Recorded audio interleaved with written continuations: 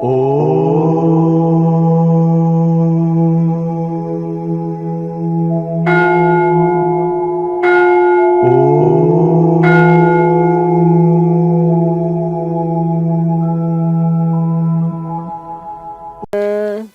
భగవద్గీతలో జ్ఞాని, యోగి, సన్యాసి, గుణాతీతుడు, స్థితప్రజ్ఞుడు రకరకాల పేర్లు వాడాడు. పర్యాయ పదాలు ఇవంతా ఒకటే స్థితి. ఒక బ్రహ్మజ్ఞానిని ఉద్దేశించి అనేకమైన పర్యాయ పదాలు వాడాడు. కానీ అందులో మళ్ళా ఫైనల్గా మళ్ళీ యోగి శ్రేష్ఠుడు అన్నాడు. అసలు యోగి ఎందుకు శ్రేష్ఠుడు అంటే మనసు నిలపక చేసే ధ్యానం వలన లాభం లేదు. యోగి మనసు నిశ్చలంగా పరమాత్మలో లయం చేసి వేస్తాడు కనుక యోగి శ్రేష్ఠుడు.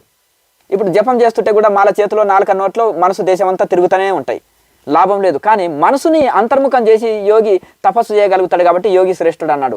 అది ఎలా అంటే తపస్విభ్యో దికో యోగి జ్ఞానిభ్యోపి మతోధిక కర్మభ్యాచాదికో యోగి తస్మాత్ యోగి భవార్జున.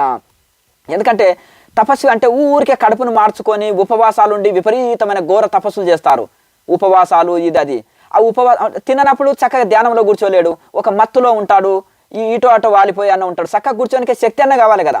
అట్లా ఊరికే కడుపు మార్చుకొని కఠోర ఎండలో వానలో కఠోర తపస్సులు చేయడము, కడుపు మార్చుకొని చేసే తపస్సుల కంటే శరీరాన్ని శరీరాన్ని కష్టపెట్టి చేసే ఈ యొక్క తపస్సుల కంటే కూడా యోగి శ్రేష్ఠుడు. జ్ఞానం అంటే ఊరికే శాస్త్రాలు చదువుతారు, బాగా శాస్త్రాలు చదివి శాస్త్ర పాండిత్యము కలిగిన శాస్త్ర జ్ఞానుల కంటే కూడా ఇక్కడ జ్ఞానులు అంటే శాస్త్ర పాండిత్యం కలిగిన జ్ఞానులు, శాస్త్ర జ్ఞానం కలిగిన వాళ్ళకంటే కూడా యోగి అధికుడు.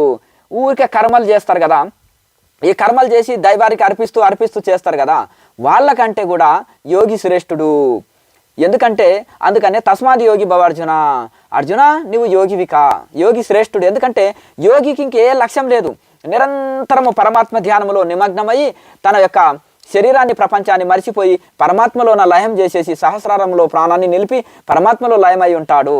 కనుక ఈ యొక్క యోగి అనేది శ్రేష్ఠుడు. కనుక నువ్వు యోగివికా. ఓం